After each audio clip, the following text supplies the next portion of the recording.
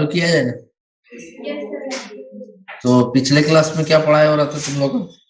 तो पिछले क्लास में पढ़ाई हुआ था, क्या पढ़ाया हुआ था? एनर्जी डेंसिटी के बारे में, है ना। तो आज का टॉपिक हम लोग का रहेगा principle of superposition of waves. ठीक है, और principle of superposition of waves में हम लोग क्या पढ़ते हैं वो देखेंगे।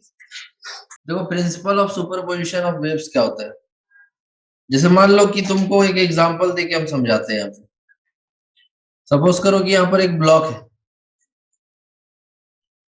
और इस ब्लॉक पे तुम आया, इधर से एक फोर्स लगा दिया 5 न्यूटन का, इधर से एक फोर्स लगा दिया 15 न्यूटन का, इधर से एक फोर्स लगा दिया 10 न्यूटन का, और इधर से एक फोर्स लगा दिया तुम 8 न्यूटन का। तो टोटल फोर्स कितना होगा? ये इसको और आसान कर दे हम, तो इधर भी 10 न्यूटन का। बताओ टोटल फोर्स इस ब्लॉक पे कितना लग रहा है?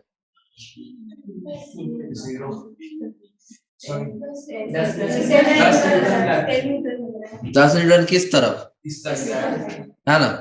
10 न्यूटन का फोर्स लगेगा इस तरफ, है ना, ऐसे लगेगा ना, क्योंकि ये आपस में कैंसिल हो जा रहा है और ये दोनों घट जाएगा क्योंकि डायरेक्शन ऑपोजिट है। तो 10 न्यूटन का फोर्स इस ब्लॉक पे टोटल लगा, यही ना। तो क्या हम ऐसा कह सकते हैं कि द नेट फोर्स और the resultant force on a block is the sum, vector sum of the individual forces? कह सकते हैं ना कि इस एक ब्लॉक पे लगने वाला जो रिजल्टेंट फोर्स होगा, इस एक ब्लॉक पे लगने वाला जो नेट फोर्स होगा, वो सारे इंडिविजुअल फोर्सेस का वेक्टर सम होगा। इसको बोलते हैं सुपरपोजिशन ऑफ फोर्सेस। ठीक है, principle of superposition of forces. उसी तरह से हम वेव्स में भी सुपरपोजिशन प्रिंसिपल पढ़ते हैं। तो वेव्स में जब हम सुपरपोजिशन प्रिंसिपल पढ़ते हैं तो यहाँ पर क्या मतलब होता है वो हमको समझना है। थोड़ा बहुत तुमको आइडिया तो लग ही गया होगा सुपरपोजिशन का क्या मतलब। तो सपोज करो कि हम एक मीडियम लेते हैं और उस मीडियम में एक वेव नहीं, दो वेव है।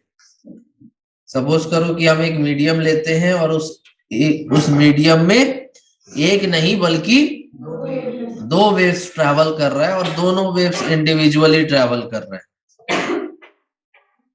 समझ रहे हो? एक वेव इस तरह से ट्रैवल कर रहा है और एक और वेव है, वो अपना अलग इंडिविजुअल ट्रैवल कर रहा है। दोनों को अलग तरीके से एक साथ हम नहीं बल्कि अलग अलग देख सकते हैं। तो मेरे पास टोटल कितना वेव्स है एक मीडियम में? दो वेव्स। अब ये दोनों वेव्स आपस में इंडिविजुअली ट्रैवल कर रहा था, बट एक समय पे एक ही जगह पे पहुंच जाए तो क्या हो? दोनों कंबाइन होकर के एक नया वेव बन जाएगा। ठीक है, तो जब दोनों कंबाइन होकर के एक नया वेव बन जाएगा तो किसी भी पार्टिकल का जो डिस्प्लेसमेंट होगा वो क्या होगा?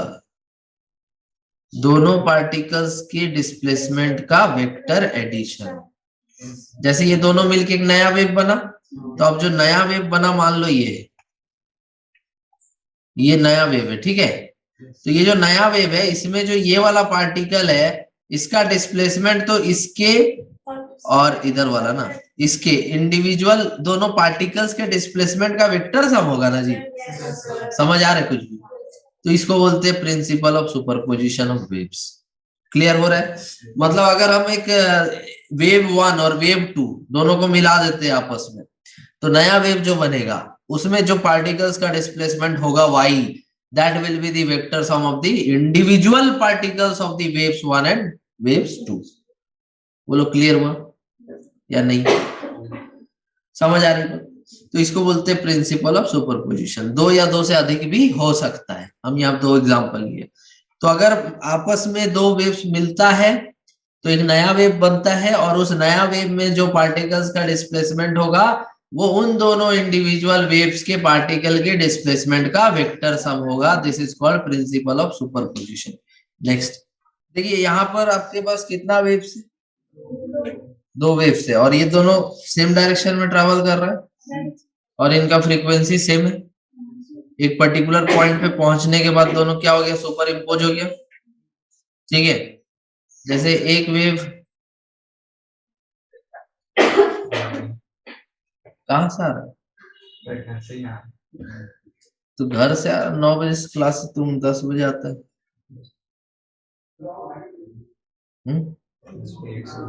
क्या लेट हो गया, तो देख ही रहे लेट तो वही, कोई अर्थ है लेट आने का? तुम्हारा क्या प्रॉब्लम? ऑटो लेट हो गई थी। हाँ, ऑटो लेट हो गई थी। ऑटो लेट हो गया, तुम ऑटो बुक करके आती तो? जब अंकल ने लेट कर दिया।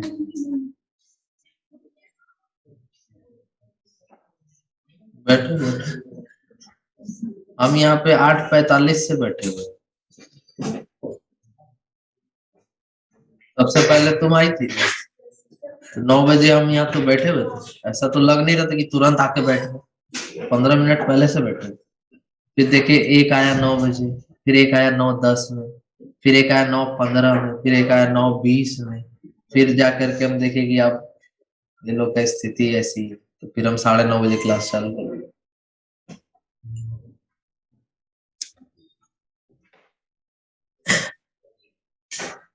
तो क्या बात कर रहे थे हम लोग?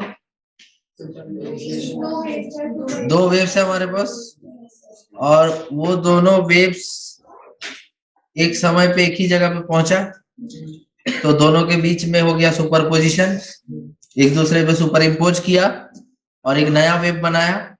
तो उस नया वेव का y क्या होगा? उस नया वेव का y हो जाएगा y1 प्लस, डायरेक्टली हम ऐड कर सकते हैं क्योंकि हमने ऐसा माना है कि दोनों वेव सेम डायरेक्शन में जा रहे हैं, तो सिंपली ऐड किया जा सकता है। ठीक है ना? हाँ, और इसका वेलोसिटी भी सेम है, तो ओमेगा बाई के का वैल्यू भी दोनों के लिए सेम होगा, इसीलिए दोनों में के सेम है, ओमेगा सेम है।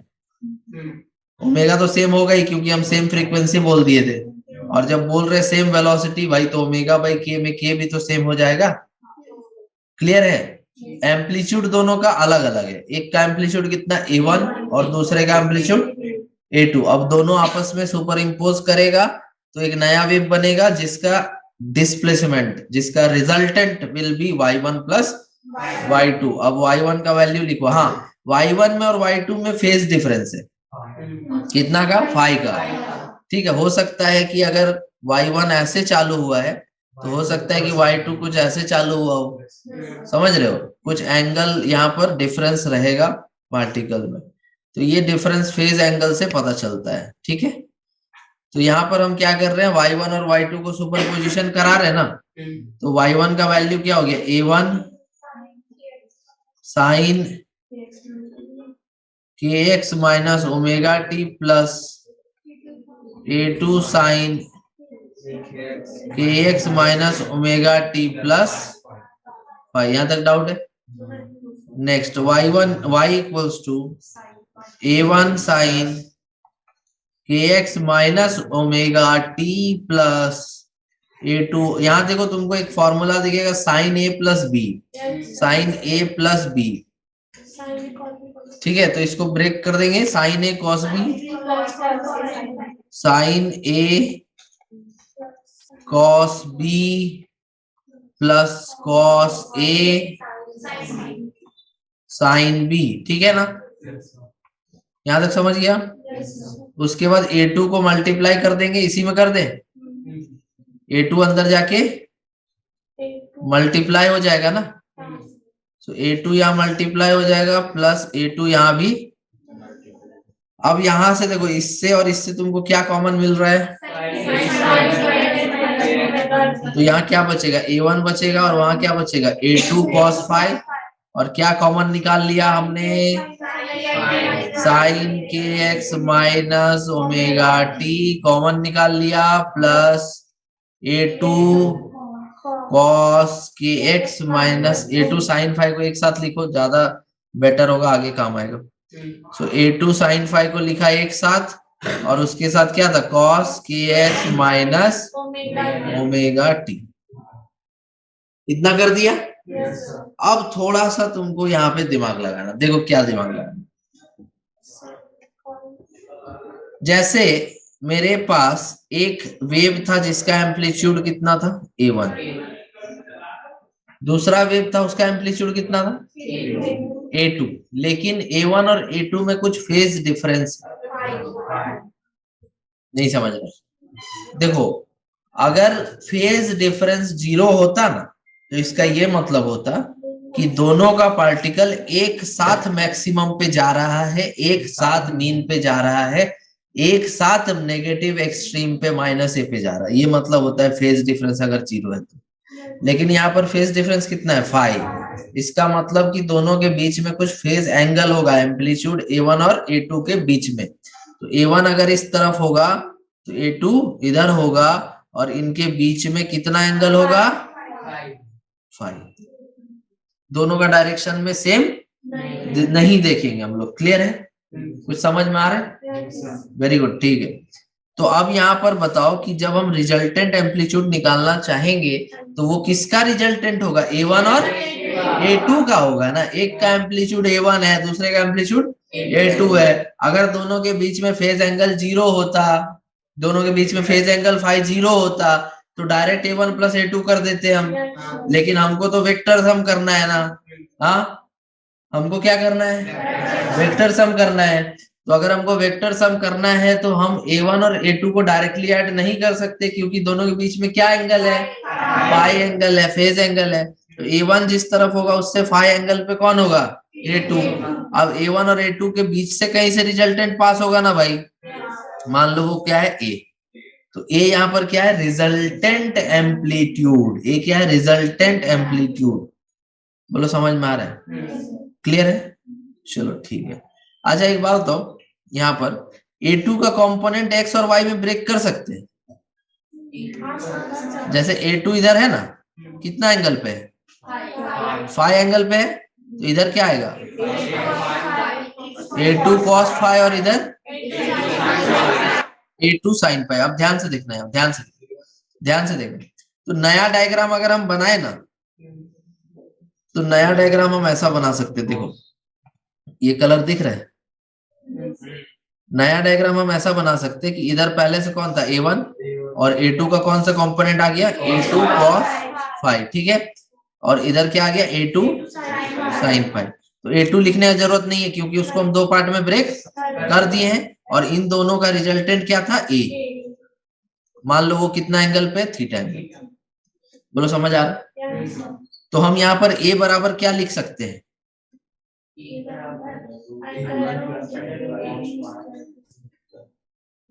ठीक है, हम उसको लास्ट में लिखेंगे। अभी हम यहाँ पर a का कंपोनेंट इधर क्या लिख सकते हैं?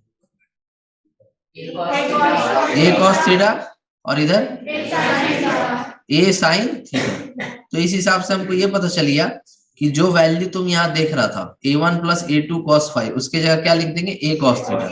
और जो वैल्यू तुम देख रहा था a2 sin फाई, उसके जगह क्या लिख देंगे? a sin theta. तो जो मेरा y हो जाएगा वो क्या हो जाएगा? a cos theta sin kx minus omega T plus a2 sin phi को क्या लिख देंगे? a sin theta cos। ज्यादा छोटा तो नहीं लिख रहे हम, लिखना पड़ेगा, जगह कम है। ठीक है, दिखाई दे रहा है? yes, चलो वेरी गुड। तो यहाँ से तुम्हारा y equal to a common आ जाएगा।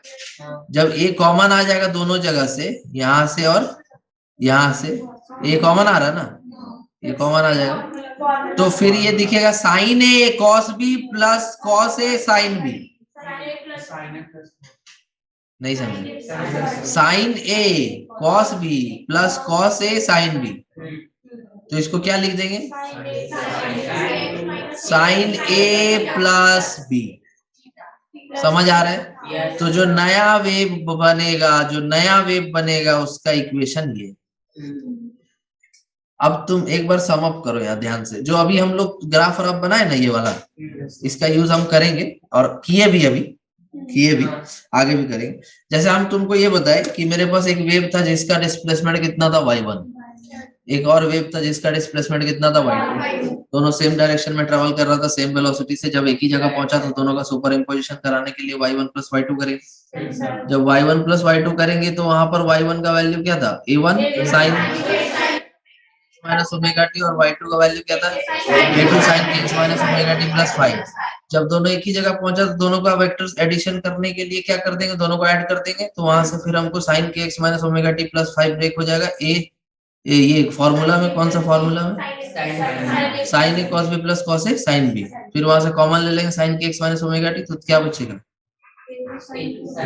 a1 प्लस a2 cos 5, ठीक है, sine kx minus omega T plus a2 sine 5 cos kx minus omega T. Clear है, यहाँ तक आने के बाद थोड़ा रुके और फिर हम सोचेंगे कि मेरे पास एक एम्पलीट्यूड a1 था, दूसरा एम्पलीट्यूड a2 था, दोनों सेम डायरेक्शन में नहीं था, दोनों के बीच में फेज एंगल फाई था। अब a1 a2 का जो रिजल्टेंट होगा वही नया वेव का एम्पलीट्यूड होगा, समझ रहे हो बात। तो हम क्या करेंगे, a का वैल्यू निकालने के लिए हम a2 को कंपोनेंट्स में ब्रेक कर देंगे। a2 का कंपोनेंट्स आएगा एक a2 cos फाई और एक a2 sin फाई। तो a2 cos फाई किसके डायरेक्शन में था, a1 के, तो उधर आ जाएगा total a1 plus a2 cos phi और ऊपर आ जाएगा a2 sin फाई। क्लियर है।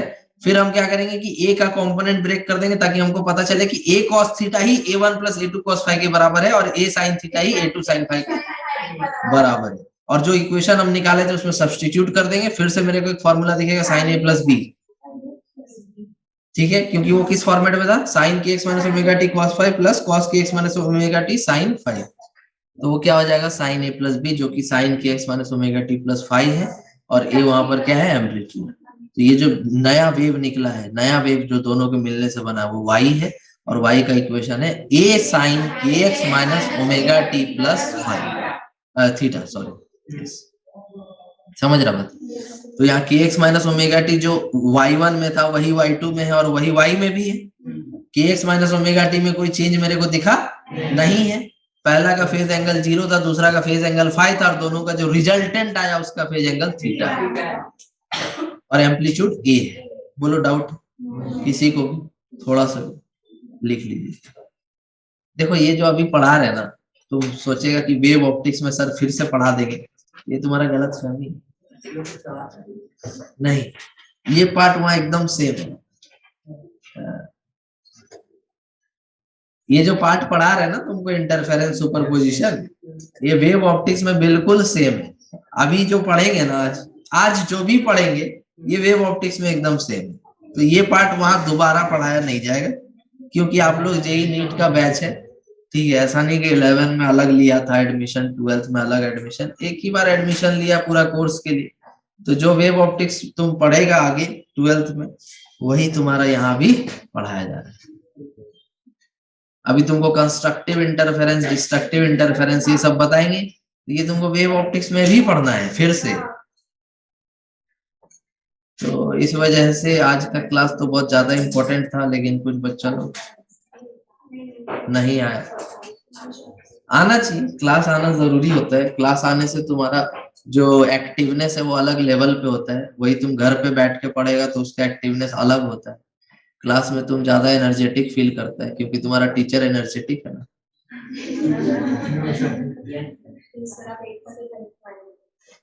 ताना मार।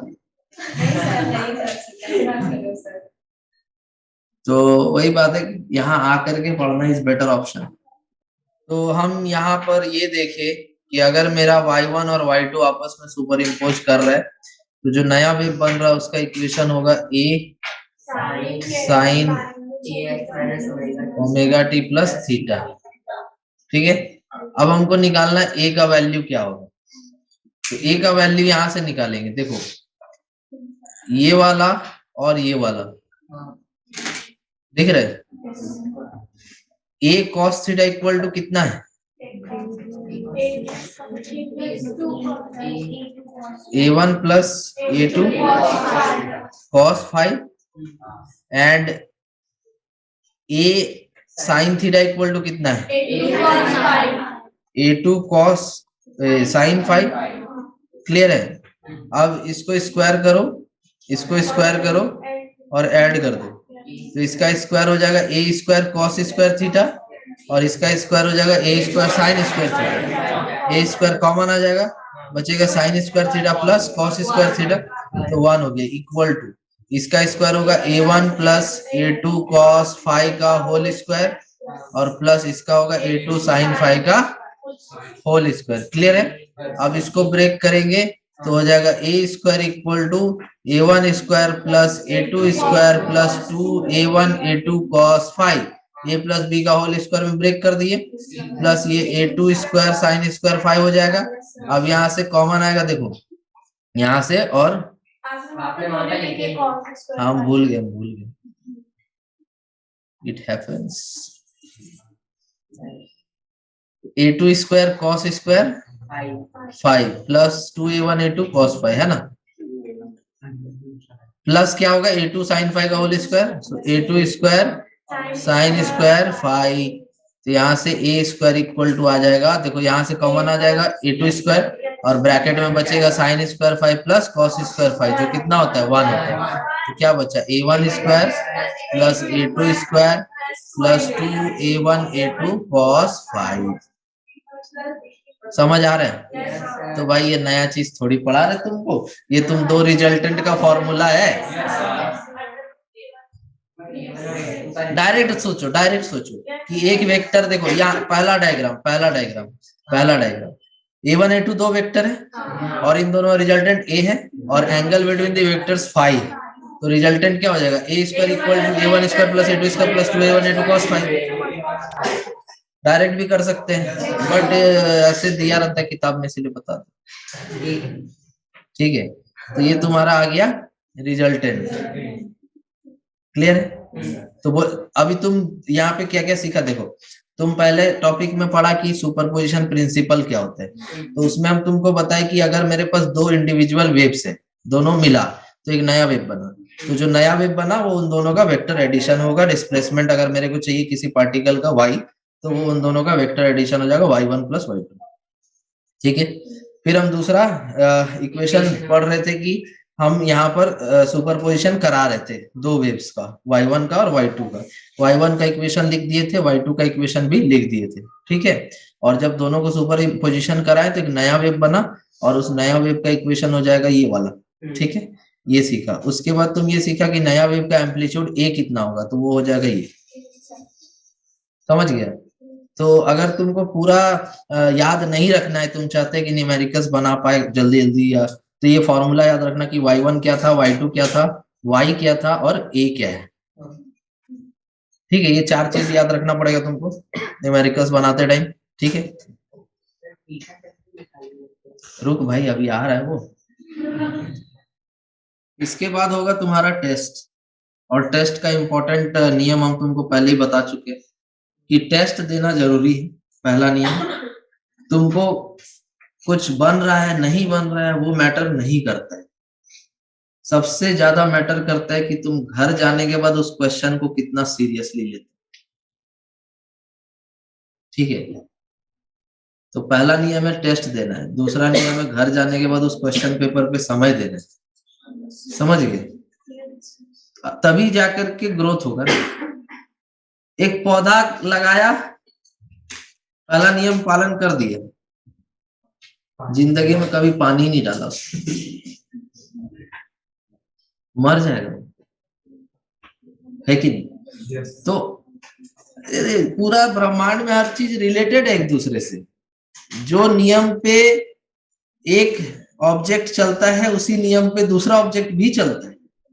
अगर नेचर में कुछ हो रहा है तो तुम भी नेचर का पार्ट है, तुम्हारे साथ भी वो नियम एप्लीकेबल है। तुम नेचर का पार्ट नहीं है, तुम नेचर से अलग है, तुम अपना ऑक्सीजन पैदा करते हैं, नेचर ही तुमको सब कुछ दे रहा है। तो ऑलवेज लर्न फ्रॉम नेचर, प्रकृति से ही सब कुछ सीखना है। ठीक है ना? अगर हम लोग पेशेंस की बात करें तो पेशेंस भी हम लोग नेचर से सीख सकते हैं। कोई भी पौधा जितना ज्यादा विशाल होता है उसको बढ़ने में भी उतना ही समय लगता है। ठीक है, और वो उतना ही समय तक टिका भी रहता है। 2-3 जनरेशन पार हो गया इंसान का, लेकिन वो पेड़ अभी तक टिका हुआ है। तो तुमको अगर एक स्ट्रांग फाउंडेशन क्रिएट करना है अपना, तुमको भी पेशेंस डेवलप करना होगा।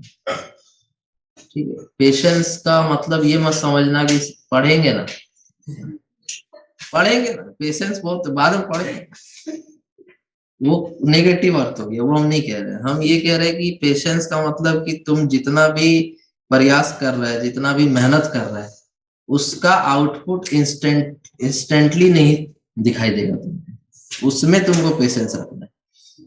ठीक है, तुम इरिटेट होता होगा कि तुम जाके कोई चैप्टर पढ़ा, लेकिन उसके बारे में तुमको उतना जानकारी तुरंत नहीं हो रहा, तुम दोबारा पढ़ो उसको। ठीक है, दोबारा उस टॉपिक को करो, एक बार से नहीं हुआ, 2 बार किया, 3 बार किया, ये पेशेंस होता है। किसी चीज को समझने के लिए पेशेंस होना चाहिए तुम्हारे में, तुम्हारा जो एफर्ट है उसके प्रति पेशेंस होना चाहिए। ठीक है, तुम अचानक से नीट में या जेई में टॉप नहीं कर जाए, तुम अचानक से नीट या जेई में अच्छा मार्क्स नहीं ले आए, उसके लिए तुम्हारे अंदर पेशेंस होना चाहिए। पेशेंस होना चाहिए तुम्हारे प्रिपरेशन के दौरान। तुमको बस एक्वायर करना है, तुमको नॉलेज एक्वायर करना है, तुमको कॉन्सेप्ट्स एक्वायर करना है, और उसका आउटपुट इंस्टेंटली नहीं दिखेगा। समझ गए? उसका आउटपुट दिखेगा जब तुम्हारा एफर्ट पूरी तरह से एक पर्टिकुलर डायरेक्शन में आगे बढ़ेगा, और फाइनली जब तुम एग्जाम देने जाओगे, उसके बाद जब रिजल्ट आएगा, तब तुमको दिखेगा कि तुम जो उतना दिन से एफर्ट लगाया था और जो तुम्हारा पेशेंस था, उसका रिजल्ट आया। ठीक है, तो ये है मतलब, क्लियर? तो जैसे सपोज करो कि कोई ऐसा बच्चा जो डिजर्विंग नहीं है,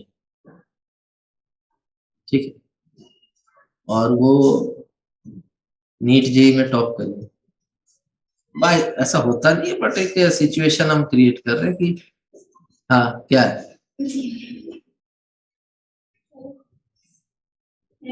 हाँ, क्यों क्यों क्यों मैं आई कब, टाइम तो खत्म होने वाला, लेट क्यों है? Scooty puncture.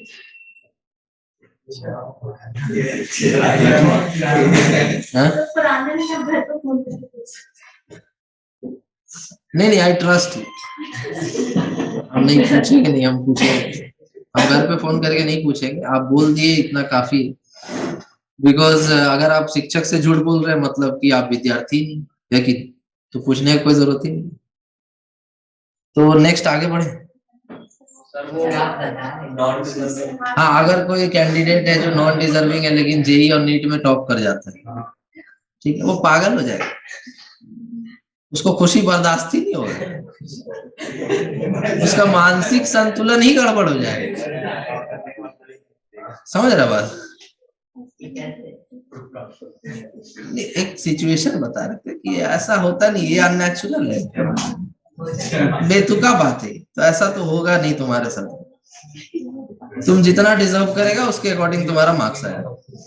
ठीक है, तुम बहुत ज्यादा डिजर्विंग कैंडिडेट है, तुम टॉप करेगा, और जब तुम टॉप करेगा तो तुमको एक खुशी होगा, लेकिन उसको बर्दाश्त करने का क्षमता भी होगा तुम्हारे। समझ रहे हो? तुम जितना ज्यादा विनम्र होगा, तुम्हारे चरित्र में उतना ही ज्यादा ये आएगा शांति, और एक एटीट्यूड ही अलग होगा तुम्हारा। नहीं समझे? नहीं देखता है कोई बच्चा जो पढ़ता लिखता नहीं है, 90% मार्क्स ले आता तो हवा में उड़ते रहता, देखा है ना? तो फील भी किया होगा, अपने मित्र को ही देखा होगा तुम कि मार्क्स आ गया है और हल्ला कर रहा है, तुम क्या पढ़ा था हम देखो। लेकिन जो सही में डिजर्विंग कैंडिडेट होगा, उसके अंदर एक विनम्रता होगा, वो इसको बहुत अलग तरीके से लेगा। ठीक है, तो ये सब तुम सीखो अपने आसपास के सराउंडिंग्स। बात समझ रहे हो? तो आगे बढ़े। तो अब हम लोग निकालने वाले क्या है? थीटा, है ना? थीटा निकालो। तो यहाँ पर एक और पॉइंट हम ऐड करेंगे, 3 पॉइंट हो चुका है, एक पॉइंट और आ चुका है, ए स्क्वायर इक्वल टू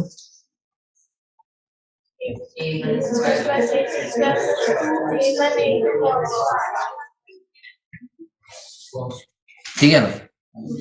ये 4 पॉइंट्स आ गया। अब थीटा निकालना पड़ेगा मेरे को। थीटा भी तो बताएगा ना phase angle for the final wave. तो देखो यहाँ पर तुम इसके लिए देखो डायग्राम नंबर 3। ठीक, अगर हम यहाँ पे tan थीटा लिखना चाहते हैं तो हम क्या लिखेंगे, परपेंडिकुलर बाई बेस, परपेंडिकुलर और ये बेस, तो ये हो जाएगा A2 sin five upon base A1 plus cos five. Clear है। तो ये हो गया tan थीटा, लिख लो। तो टोटल कितना हो गया, पहला की y1 ये था, y2 ये था, तो दोनों मिल करके y बना, जिसमें a का वैल्यू इतना होगा और थीटा का वैल्यू इतना होगा। लेक्चर 1, 2, 3 जो पढ़ाए थे हम अपलोड कर दिए हैं, ठीक है। तो अगर तुम रिवाइज करना चाहता है तो तुम उसको देख सकते हो। बहुत ही आसान सा प्रश्न है, ये तुमको आसान लगेगा क्योंकि तुम अभी तुरंत पढ़ा है।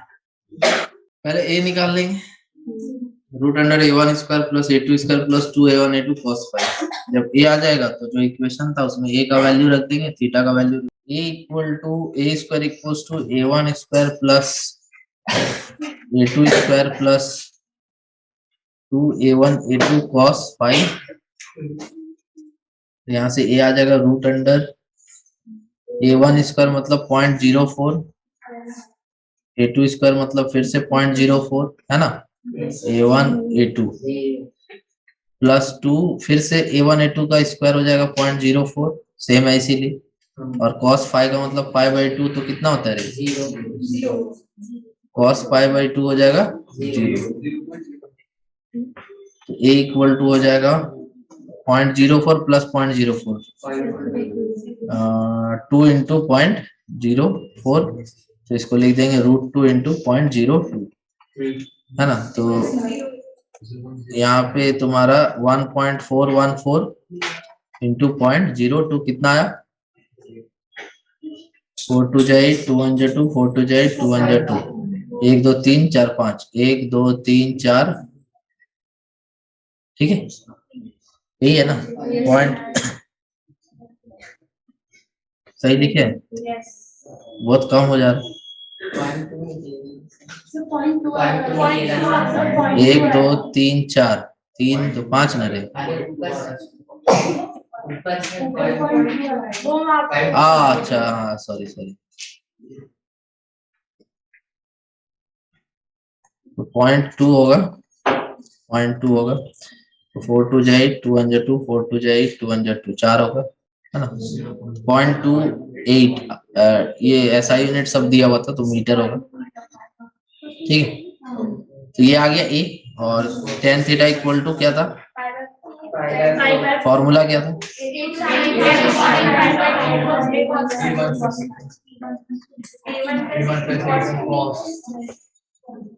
A2 sin फाइव में A2 का वैल्यू होगा और sin फाइव 1 हो जाएगा, sin फाइव बाई 2, और A1 का वैल्यू होगा 0.2 और ये 0 हो जाएगा, ठीक है। तो ये 1 आया, मतलब थीटा कितना होगा 5/4। तो मेरा इक्वेशन क्या था, y equals to a sin kx minus omega T plus theta. तो यहाँ से a का वैल्यू है 0.2828, 0.28 ही लिखो, साइन kx, k का वैल्यू देखो यहाँ 1 है, तो x माइनस ओमेगा का वैल्यू 3 है, प्लस थीटा 5/4। ये तुम्हारा आंसर आ गया ना, क्लियर है। Next, interference of waves. Next topic है तुम्हारा interference of waves. When two coherent waves of same frequency propagate in same direction and superimpose on each other, then the intensity of resultant wave becomes maximum at some points and minimum at some other points. This phenomenon of intensity variation is called interference. ठीक है, तुम देख रहा होगा waves कितना बड़ा chapter, daily 2-2 घंटा पढ़ा रहे फिर भी खत्म नहीं, ऐसा नहीं कि खत्म हो नहीं सकता। तुम ये भी नोटिस किया होगा कि तुमको बहुत डिटेल में बताया गया, सब कुछ लिखवाया गया था। खत्म तो एक दिन में एक चैप्टर भी होता है, लेकिन ये सही तरीका नहीं है, तो तुम बहुत सारा चीज नहीं लैक कर जाएगा, तुमको मिलेगा ही नहीं। अब तुम जा करके 1 शॉर्ट लेक्चर देखेगा, 1 घंटा में वेव्स पढ़ जाएगा, तो 1 घंटा में वेव्स तुम क्या पढ़ेगा, क्या ही पढ़ेगा, तुम क्या नॉलेज हो पाएगा। हाँ रिवीजन के लिए ठीक है, रिवीजन के लिए ठीक है, बट अगर पूरे तरीके से पढ़ना है तो हम मेरे ख्याल से 1 घंटा में वेव्स क्या ही पड़ेगा। उसके लिए तुमको कम से कम 8 घंटा 10 घंटा का लेक्चर देखना पड़ेगा, समझ रहा हो? तो वैसा काम नहीं करना चाहते हो, तुमको पूरा डिटेल में पढ़ाना, ठीक, ताकि तुमको कुछ फायदा हो उससे। एंड इसके बाद हम लोग हीट थर्मो पढ़ेंगे, तुम्हारा 11th खत्म। रहा बात ग्रेविटेशन का, तो ग्रेविटेशन हम तुमको पढ़ा देंगे, बट इलेक्ट्रोस्टैटिक्स पढ़ाने के बाद। हाँ, क्यों लेट सिग्नल ऑटो नहीं है? ऑटो नहीं मिल रही।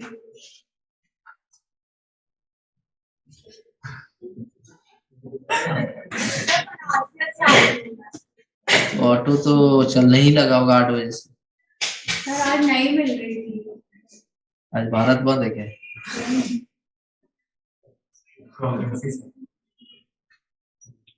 देखिए, जैसे सपोज करिए हम 2 वेव्स ले रहे हैं, हम 2 वेव्स ले रहे हैं, ठीक है। पहला वेव ये है और इसके साथ एक और वेव ले रहे हैं, दूसरा वेव ये है, ठीक। ये हो गया एक डायग्राम। एक और डायग्राम लेते हैं कि एक वेव ये है और दूसरा वेव ये है। तुम हमको बता सकते हैं कि अगर ये दोनों मिलेगा तो क्या होगा? दोनों को मिलने से एम्पलीट्यूड कुछ ऐसा हो जाएगा, है? और इन दोनों के मिलने से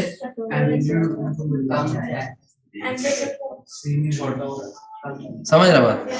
क्योंकि इनका जो ये पॉइंट से ऐड हो रहा है ना, तो एम्पलीट्यूड बढ़ गया, और इनका जो ये पॉइंट से है ये सब्ट्रैक्ट हो रहा है, तो एम्पलीट्यूड कम हो गया। हो सकता है कि दोनों का एम्पलीट्यूड सेम होने पे ये 0 हो जाए, ठीक है। तो अगर मान लो कि कहीं पर 2 कोहेरेंट वेव्स है, कोहेरेंट वेव्स का मतलब क्या लिखा हुआ है? सेम फ्रीक्वेंसी का वेव्स, ओमेगा सेम रहेगा, ठीक है। तो अगर कहीं पर सेम फ्रीक्वेंसी का वेव्स है और एक मीडियम में, पर्टिकुलर मीडियम में दोनों का प्रोपगेशन हो रहा है सेम डायरेक्शन में, और उनका सुपरपोजिशन होता है, तो इंटेंसिटी कहीं कहीं मैक्सिमम हो जा रहा है और कहीं पे मिनिमम हो जा रहा है, हो रहा है ना? या फिर ऐसा कह लो कि एम्पलीट्यूड कहीं कहीं बढ़ जा रहा है और कहीं कहीं कम हो जा रहा है, हो रहा है ना? तो ये जो फेनोमेना, इसी को इंटरफेरेंस बोलते हैं, ठीक है। कि when two waves superimpose, then intensity becomes maximum as well as intensity can also become minimum. This phenomena is called interference. Next, यहाँ पर आपको 2 साइनसोइडल वेव्स लिया गया है, S1 एंड S2, जिसका एंगुलर फ्रीक्वेंसी ओमेगा सेम है और वो एक पॉइंट B पे मिलता है, ठीक है। उन दोनों के बीच का जो फेज एंगल कितना है? फाई, और पाथ डिफरेंस का मतलब अभी समझाते हैं हम क्या होते हैं। तो अभी ये फॉर्मूला बताया कि उनका एम्पलीट्यूड इस फॉर्मूला से आ जाएगा, ठीक है। इसको ऐसे समझो कि मान लो एक है वेव जो S1 से निकल रहा है और एक वेव है जो S2 से, और ये कहाँ जा रहा है? B पे, ठीक है ना? कहाँ जा रहा है? B पे। B पे दोनों क्या हो रहा है? मीट हो रहा है। तो जब ये B पे मीट होगा, इस तरह से जब ये B पे मीट होगा, ठीक है ना, तो तुम देख सकते हैं कि जो दोनों का रास्ता है वो सेम है। एक का रास्ता छोटा और एक का रास्ता बड़ा है। सपोज करो इसका रास्ता x है और इसका रास्ता x plus delta x। That means कि दोनों के पाथ में कितना डिफरेंस है? Delta x। तो ये हो गया पाथ डिफरेंस। तो जब S1 और S2 B पर मीट करेगा तो क्या होगा? इंटरफेरेंस होगा, है? सुपरपोजिशन होगा, दोनों वेव्स का सुपरपोजिशन होगा, या फिर कह लो दोनों वेव्स का इंटरफेरेंस होगा। तो जो नया वेव बनेगा B पे, उसका एम्पलीट्यूड क्या बनेगा? ये बनेगा, है? साथ में ये फॉर्मूला पिछले क्लास में पढ़ाए थे, लास्ट में, एकदम लास्ट में पढ़ाए थे। तो इसमें तुम देख सकता है कि अगर मेरा डेंसिटी ओमेगा और वेलोसिटी सेम है, तो उस केस में आई किसके प्रोपोर्शनल है? एम्पलीट्यूड स्क्वायर के प्रोपोर्शनल है। तो जो एम्पलीट्यूड का इक्वेशन था उससे हमको इंटेंसिटी का भी इक्वेशन मिल जाएगा, है? तो सुपरपोजिशन होने के बाद जो वेव बनेगा उसका इंटेंसिटी क्या हो जाएगा? ए स्क्वायर की जगह आई, A1 स्क्वायर की जगह I1, A2 स्क्वायर की जगह I2, A1 की जगह रूट I1 होगा ना। A I is proportional to A square, so A1 की जगह रूट I1 और A2 की जगह रूट I2। I1 I2 क्या है? Intensities of the individual waves S1 and S2। Clear है?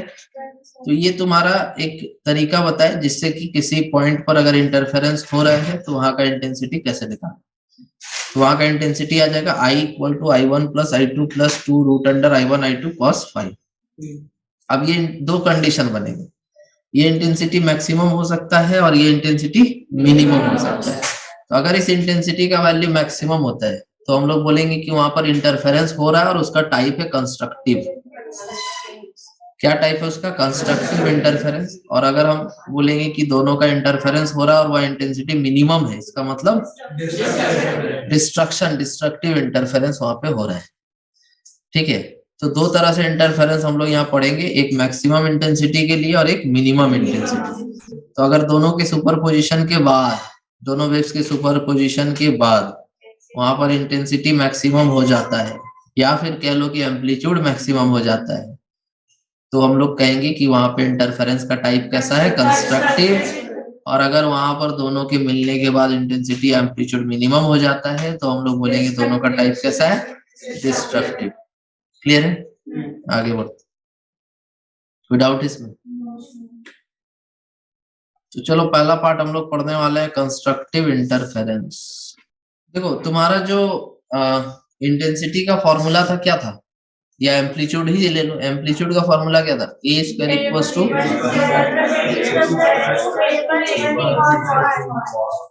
ये था। अब तुम खुद सोच के बताओ कि इसका वैल्यू मैक्सिमम कैसे हो सकता है, क्या पॉसिबिलिटी है जिसमें इसका वैल्यू मैक्सिमम हो, या फिर इंटेंसिटी जो लिख रहे थे, ये दोनों अगर हम चाहते हैं मैक्सिमम हो तो उसके लिए जो cos फाई का वैल्यू वो मैक्सिमम होना चाहिए। cos फाई का वैल्यू 1 से ज्यादा हो सकता है? तो अगर इसका वैल्यू 1 हो जाता है दैट मीन्स कि a का या I का वैल्यू अधिक से अधिक वही हो सकता है। तो a का वैल्यू क्या हो जाएगा मैक्सिमम के लिए?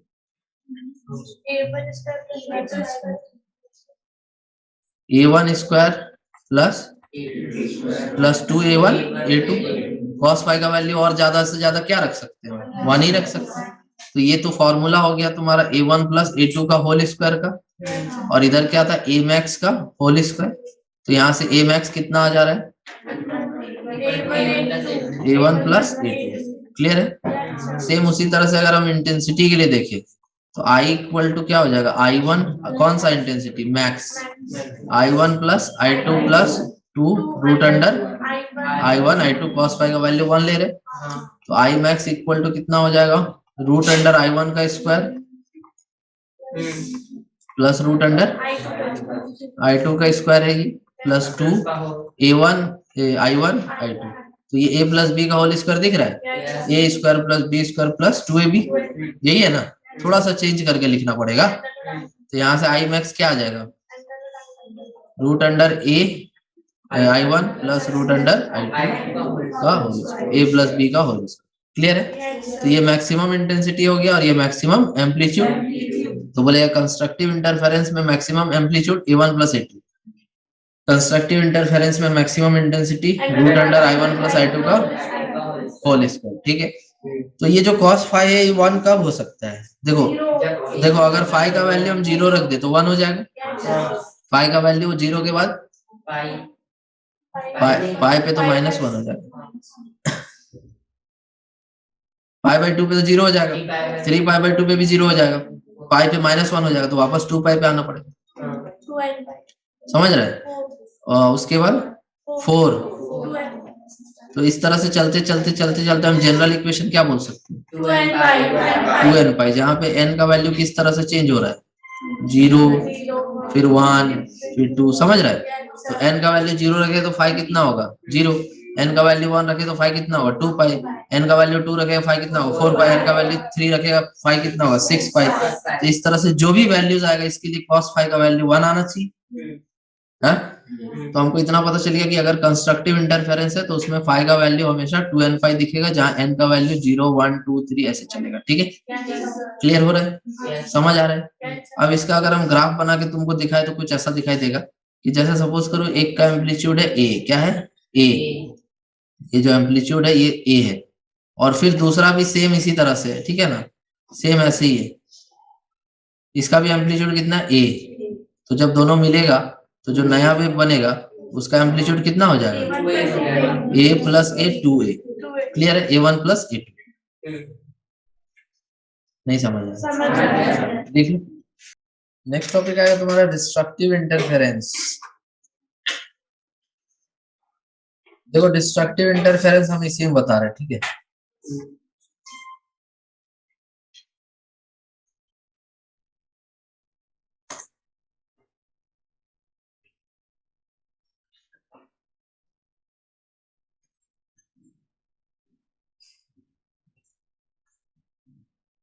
अगर हम यहाँ पर जो भी cos फाई है वो कितना ले ले, -1, इससे कम वैल्यू हो सकता है cos का, -1 मिनिमम वैल्यू। तो उस केस में जो भी मेरा एम्पलीट्यूड होगा, जो भी मेरा इंटेंसिटी होगा, वो सब क्या रहेगा, minimum.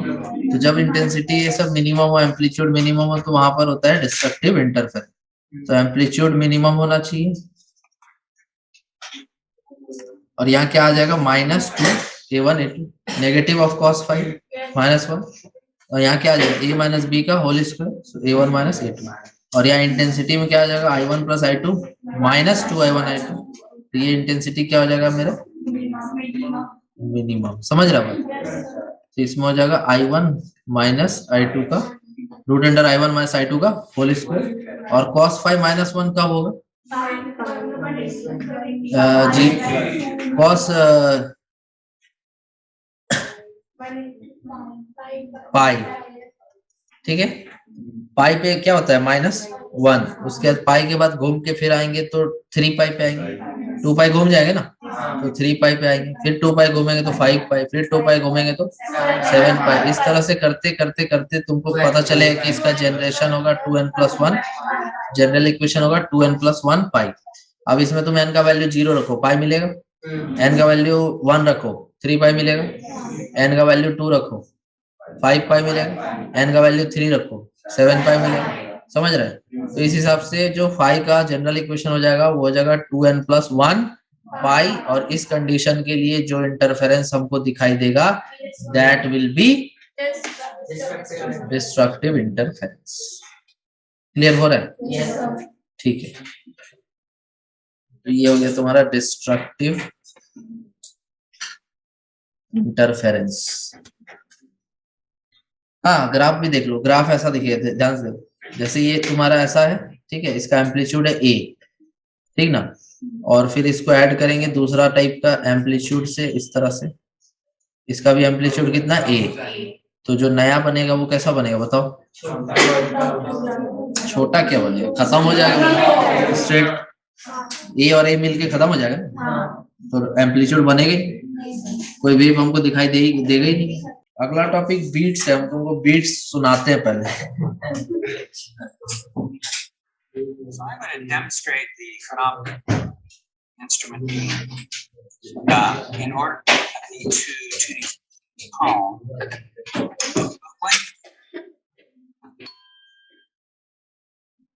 Can you hear a wah wah wah wah wah? Do it again. Wah wah wah wah wah wah wah wah wah. The farther these are, this weight is lowering.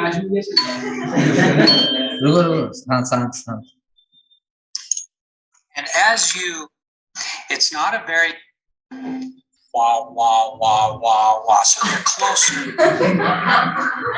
जैसे क्या करना है कि तुम दो कुछ स्टील रॉड लेना, ठीक है, और उन दोनों को सामने रख के एक को बजाना, ठीक है, साथ में दूसरे को भी बजाना, ठीक है। दोनों के वाइब्रेशन में थोड़ा अंतर होना चाहिए फ्रीक्वेंसी में, तो क्या होगा कि दोनों का वेव्स आपस में मिलके एक अलग तरह का साउंड प्रोड्यूस करेगा, झंझनाहट वाला। सुना है ऐसा कुछ?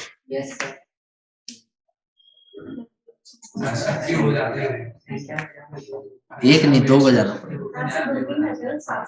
हाँ, तो बन कुछ ऐसा आवाज आता है,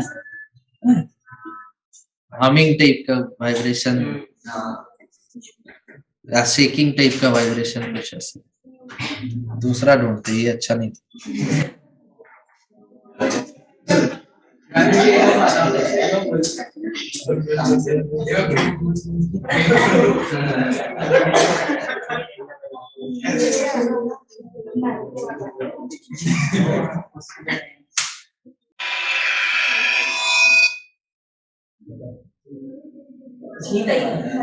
कुछ नहीं था।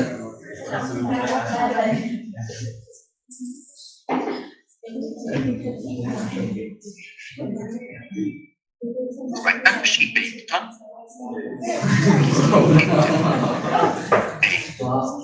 Fix my वो बता रहा था करके, वाह वाह जो कर रहा था ना।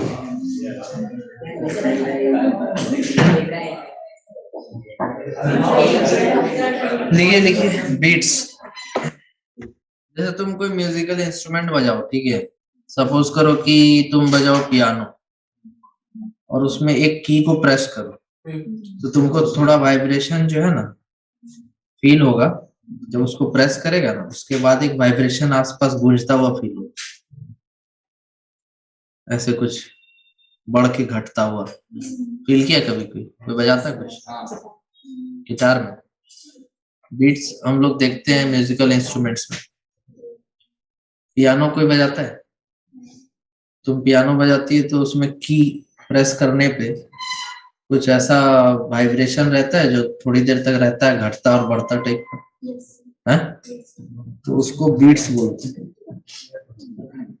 या फिर हम कह सकते हैं कि वो गिटार अभी आउट ऑफ ट्यून है, उसका ट्यूनिंग करना पड़ेगा। ट्यूनिंग कैसे करते हैं तुमको पता है? स्ट्रिंग्स को जो होता है, उस एक की बहुत सारे स्ट्रिंग्स से कनेक्टेड होते हैं, तो उसको टाइट किया जाता है, ठीक है, ताकि जो वाइब्रेशन है वो थोड़ा कम हो सके और वो उसका जो साउंड आ सके वो क्लियर आ सके। अदरवाइज क्या होगा कि एक वायर का वाइब्रेशन और दूसरे वायर के वाइब्रेशन में थोड़ा फ्रीक्वेंसी का डिफरेंस होने से क्या होगा कि बीट्स प्रोड्यूस हो, ठीक है। तो इसको ट्यून करने के लिए हम लोग एक यूज करते हैं ट्यूनिंग हैमर टाइप का, ठीक है, उसको कनेक्ट करते हैं गिटार में और फिर हम उसको बजाते हैं, और जो वाइब्रेशन होता है उससे वो जो ट्यूनिंग हैमर होता है, ट्यूनिंग फॉर्क टाइप का, वो भी वाइब्रेट करता है, और उसके वाइब्रेशन को सुन करके सुन करके हम उसको ट्यून करते हैं। देखो म्यूजिकल इंस्ट्रूमेंट्स के बारे में मेरे को ज्यादा जानकारी नहीं, जितना जानते हो उतना बता रहे ठीक है। अगर कोई यूज करता होगा, बजाता होगा, तो उसको अच्छे से पता होगा हम क्या कहना चाहते हैं, ठीक है ना। तो ये तरीका होता है उसको ट्यूनिंग करने का, ताकि जो साउंड है उसका क्लियर आ सके, और बजाने के बाद भी जो वाइब्रेशन रह जाता है, वो बढ़ता घटता वाइब्रेशन जो हमको फील होता है, उससे क्या होता है कि क्लैरिटी नहीं आता साउंड में, तो उसको ट्यून करना जरूरी होता है, समझ गए। तो हम क्या करते हैं कि जो वायर्स होता है उसका फ्रीक्वेंसी को मैच कराते हैं। मैच कराने से क्या होता है कि जो बीट्स प्रोड्यूस होता है वो नेग्लिजिबल हो जाता है। तो समझ में आ रहा है? जैसे मान लो कि एक वेव क्रिएट हुआ, सपोज करो कि एक वेव क्रिएट हुआ, ऐसे एक वेव क्रिएट हुआ, ठीक है, और इस वेव का सपोज करो कि फ्रीक्वेंसी है 700 हर्ट्ज, ठीक है, और एक दूसरा वेव क्रिएट हुआ और सपोज करो कि इसका फ्रीक्वेंसी है 705 हर्ट्ज। मतलब इसमें एक सेकेंड में कितना वेव्स क्रिएट होगा? 700, और इसमें एक सेकेंड में कितना वेव्स क्रिएट होगा? 705। समझ रहा बात? तो जब यहाँ इन दोनों के बीच में जब इंटरफेरेंस होगा तो एक बीट प्रोड्यूस होगा, और वो जो बीट प्रोड्यूस होगा वो कुछ ऐसा दिखेगा तुमको। समझ रहा बात? तो ये वैरिंग एम्पलीट्यूड है ना, यहाँ पे क्या एम्पलीट्यूड कांस्टेंट है क्या? ये वैरिंग एम्पलीट्यूड है, वैरिंग इंटेंसिटी का जो वेव क्रिएट हो रहा है यही तुम्हारा बीट्स होगा, और इसका फ्रीक्वेंसी होगा 5 हर्ट्ज। इसका फ्रीक्वेंसी कितना होगा? 5 हर्ट्ज। तो ये जो डिफरेंस है दोनों में, यही तुम्हारा डिसाइड कर रहा है कि जो बीट प्रोड्यूस होगा उसका फ्रीक्वेंसी कितना होगा। जैसे दोनों का अगर 700 हर्ट्ज रहता तो फिर बीट प्रोड्यूस यहाँ नहीं होता। जैसे एक वेव है जिसका ऑसिलेशन तुम देख पा रहा 700, एक सेकंड में 700 वेव प्रोड्यूस हुआ, तभी तो बोले कि 700 फ्रीक्वेंसी है, और दूसरा का है 705, मतलब एक सेकंड में 705 वेव प्रोड्यूस हुआ, तभी तो कह रहे हैं कि उसका फ्रीक्वेंसी 705 है। जब दोनों आपस में ऑसिलेट करेगा, दोनों एक साथ इंटरफेयर करेगा, तो दोनों के इंटरफेरेंस की वजह से एक वेव यहाँ जो क्रिएट हो रहा है जिसका एम्पलीट्यूड क्या होगा? टाइम के साथ वेरिंग होगा, ठीक है, कभी इंटेंसिटी मैक्सिमम फिर मिनिमम, इस तरह से इंटेंसिटी वहां पे पीरियोडिकली टाइम के साथ वेरी करेगा, एम्पलीट्यूड टाइम के साथ वेरी करेगा, तो एक आवाज आएगा गूंजता हुआ, कम होता हुआ, नहीं समझेगा, तो वही बीट है, और वो उसका फ्रीक्वेंसी डिसाइड होगा दोनों के डिफरेंस से, कितना होगा 5, मतलब उसमें 1 सेकेंड में कितना वेव्स प्रोड्यूस होगा 5, समझ आ रहा है। तो म्यूजिशियंस जो होते हैं उनका ज्यादा यूज होता है इसका बीट्स का। तो यहाँ पर तुम समझ गए कि अगर same amplitude travelling in same direction with slightly different frequencies superimpose then the intensity varies periodically with time, इसको बोला जाता है बीट्स। डाउट है तो बोलिए, किसी को डाउट है? समझ रहे हो? तो एक कंप्लीट साइकिल जो बनेगा जिसमें इंटेंसिटी मैक्सिमम और मिनिमम दोनों काउंट होगा, उसको बोलेंगे हम लोग एक बीट, वन बीट, और जितना नंबर ऑफ बीट्स 1 सेकेंड में सुनाई देगा उसको बोलेंगे बीट फ्रीक्वेंसी। मतलब अगर 700 हर्ट्ज को और 705 हर्ट्ज का सुपर इम्पोजिशन कराते हैं तो हमको 1 सेकेंड में 5 बीट्स सुनाई देगा। हाँ, उसका बीट्स फ्रीक्वेंसी 5 हर्ट्ज है, मतलब 1 सेकेंड में 5 बीट्स हम सुन पाएंगे। क्लियर है? समझ आ रहा है कुछ? तो बीट फ्रीक्वेंसी एक्चुअल में दोनों का डिफरेंस होता है, समझ आ गया? अब इसका इक्वेशन पढ़ेंगे हम लोग, मिटा दो इसको। देखो तुमको हम वेव का इक्वेशन बताए थे, y equals to a sin kx minus omega t plus 5, ठीक है। तो हम यहाँ y1 की जगह क्या यूज कर रहे हैं, s1, क्योंकि हम बीट्स पढ़ रहे हैं साउंड में, और साउंड एक तरह का लॉन्गिट्यूडनल वेव होता है, तो जो भी ऑसिलेशन हम देख रहे हैं वो किधर देख रहे हैं, लॉन्गिट्यूडनल, ना कि ट्रांसवर्स, इसीलिए हम s1 और s2 यूज करेंगे y1 और y2 की जगह। क्लियर है? लॉन्गिट्यूडनल वाइब्रेशन, ट्रांसवर्स वाइब्रेशन दोनों अलग था ना जी। तो लॉन्गिट्यूडनल वाइब्रेशन होगा ना साउंड वेव्स में, इसलिए हम y1 नहीं यूज कर रहे जानबूझ के, ठीक है, हम s1 यूज कर रहे हैं, लेकिन इक्वेशन वही रहेगा। s1 इक्वल टू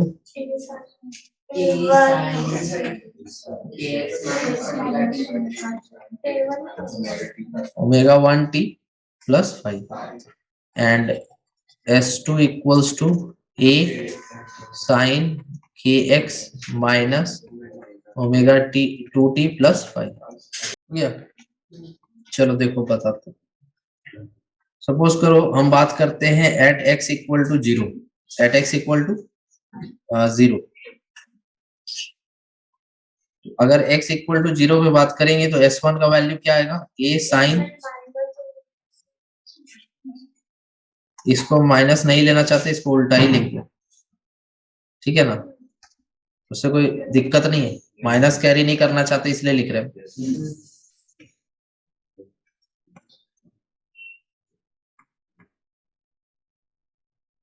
ठीक है, अंतर नहीं है, वो उसमें माइनस आएगा, बेकार का कैरी करना पड़ेगा।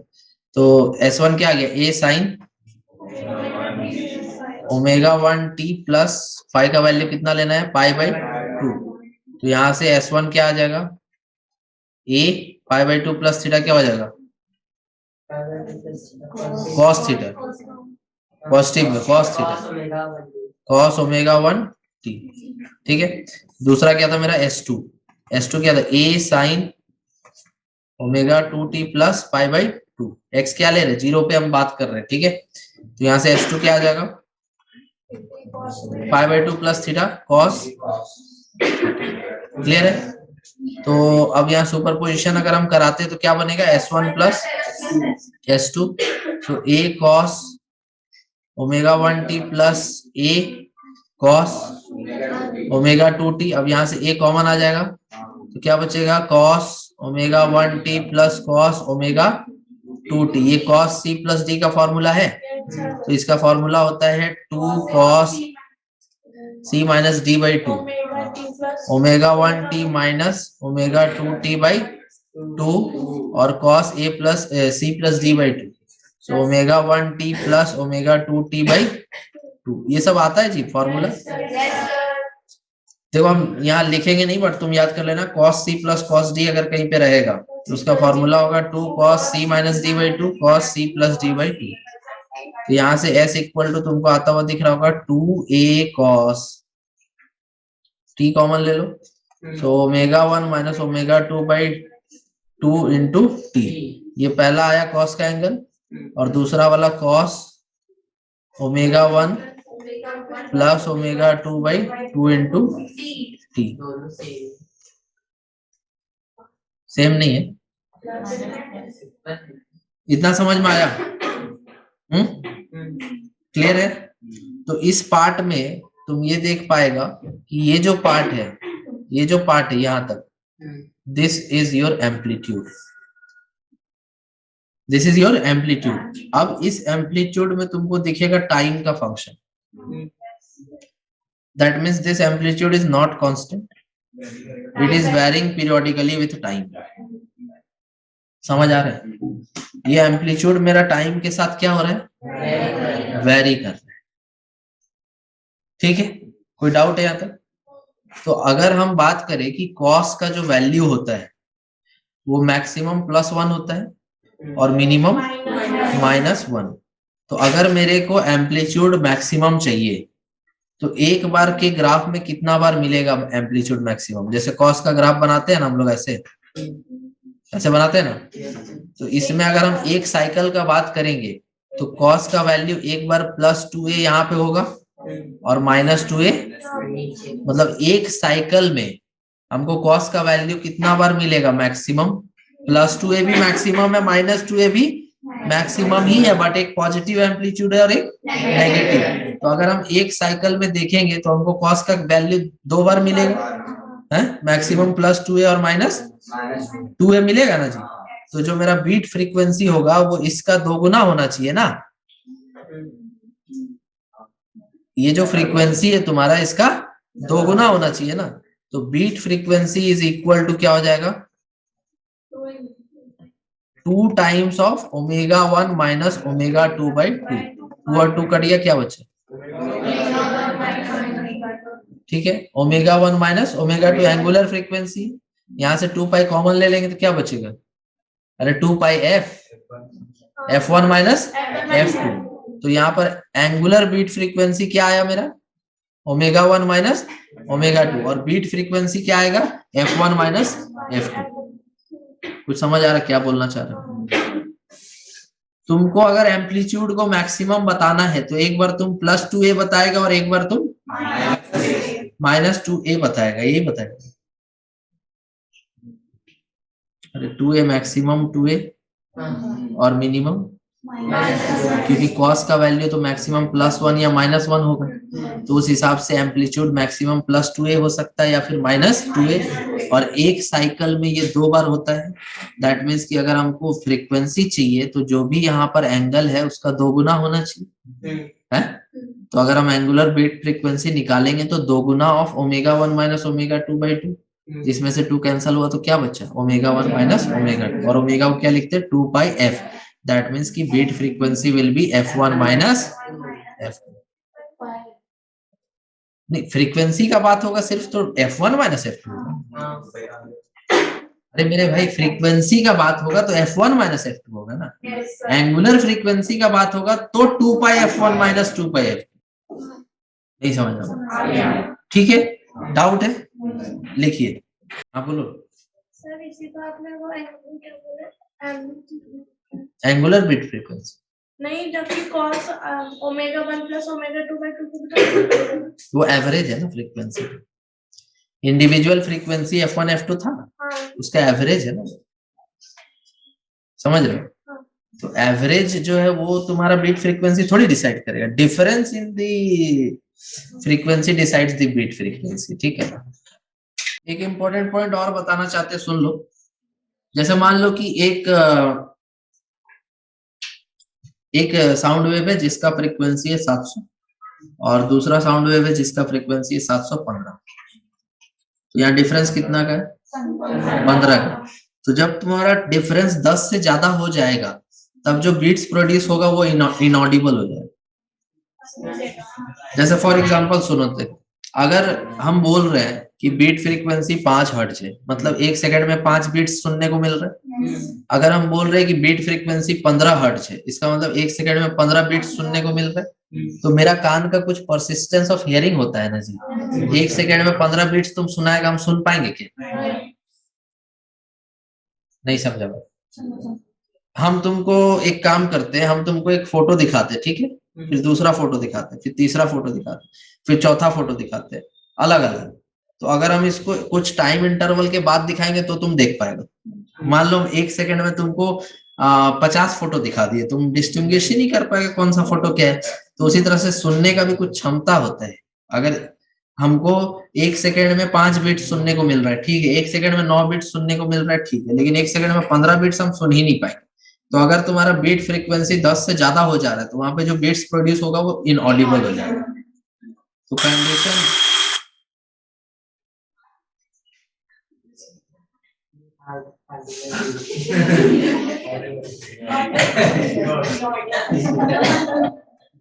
कंडीशन ये है कि जो डिफरेंस होना चाहिए फ्रीक्वेंसी में वो 10 से ज्यादा नहीं होना चाहिए, अदरवाइज हम बीट्स सुन नहीं पाएंगे।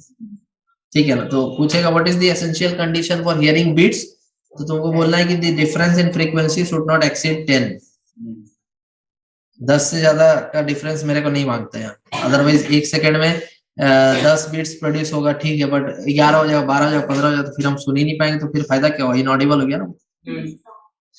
जैसे तुम मंदिर जाते हो तो वहां पे जो बेल होता है उसको बजाने पे 2-3 बेल एक साथ बजा दो बेल एक साथ बजा दो, और अगर उनके फ्रीक्वेंसी में थोड़ा स्लाइटली डिफरेंस है तो तुमको बहुत देर तक वो आवाज गूंजता हुआ सुनाई देगा। 1 सेकंड में तुमको लगेगा कि कुछ वाइब्रेशंस हमको सुनाई दे रहा है जो कि 5-6 बार 7 बार सुनाई दे रहा है। ठीक है ना। गन ऐसा कुछ आवाज नहीं आता है? तो वही दोनों के बीच का फ्रीक्वेंसी डिफरेंस अगर 10 से ज्यादा हो जाएगा तो फिर वो इनऑडिबल हो जाएगा। समझ आ रहा बात? yes, तुम क्या करो कि बेल बजाओ, तो जब बेल बजाओगे तो वो कुछ ऐसे घिरा हुआ होता है ना, बीच में बेल जब ऐसे बजाते हैं तो जो वाइब्रेशन होता है वो चारों तरफ फैलता है, और अगर वहां पर एक और फ्रीक्वेंसी हमको मिले जो थोड़ा उससे ज्यादा हो तो दोनों का सुपरपोजिशन होगा और फिर वहां पे क्या प्रोड्यूस होने लगेगा, बीट्स। ठीक है। तो वो बीट्स जो प्रोड्यूस होगा वो वैरिंग एम्पलीट्यूड होगा, वो कांस्टेंट एम्पलीट्यूड नहीं होगा। वैरिंग एम्पलीट्यूड कहने का मतलब कि कभी बढ़ के और कभी घट के सुनाई देगा तुमको। कुछ समझ में आ रहा है? तो तुमको इक्वेशन याद रखना है, S equal to 2a cos ω1 minus ω2/2 into t cos ω1 plus ω2/2 into t। ω1 plus ω2/2 जो है वो एवरेज है, वो क्या है, एवरेज फ्रीक्वेंसी है, वो बीट फ्रीक्वेंसी नहीं देगा तुमको। वो क्या है, दोनों वेव्स का इंडिविजुअल फ्रीक्वेंसी का एवरेज है, बट जो ω1 माइनस ω2/2 है उससे हम निकालेंगे बीट फ्रीक्वेंसी। ठीक है। और उसका दोगुना करके निकालेंगे बीट फ्रीक्वेंसी, क्योंकि कॉस का फंक्शन है वो, और कॉस का वैल्यू 2 बार मैक्सिमम होता है एक साइकिल में। समझ रहा है? एक साइकिल में कॉस का वैल्यू 2 बार मैक्सिमम होता है। तो जो भी उसका एंगल है, जो भी उसका एंगुलर फ्रीक्वेंसी आया है मेरा ω1 माइनस ω2/2, उसका दोगुना हमको बीट्स फ्रीक्वेंसी मिलेगा। तो समझ में आ रहा है?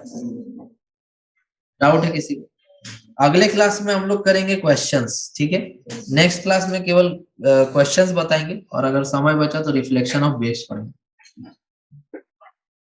ठीक है। तो क्वेश्चंस तुम्हारा बताया जाएगा तुमको प्रिंसिपल ऑफ सुपरपोजिशन पे, इंटरफेरेंस और बीट्स पे। तो बीट्स एक इंपॉर्टेंट टॉपिक है, इस पे कुछ क्वेश्चंस तुम्हारे एग्जाम में देखे जाते हैं।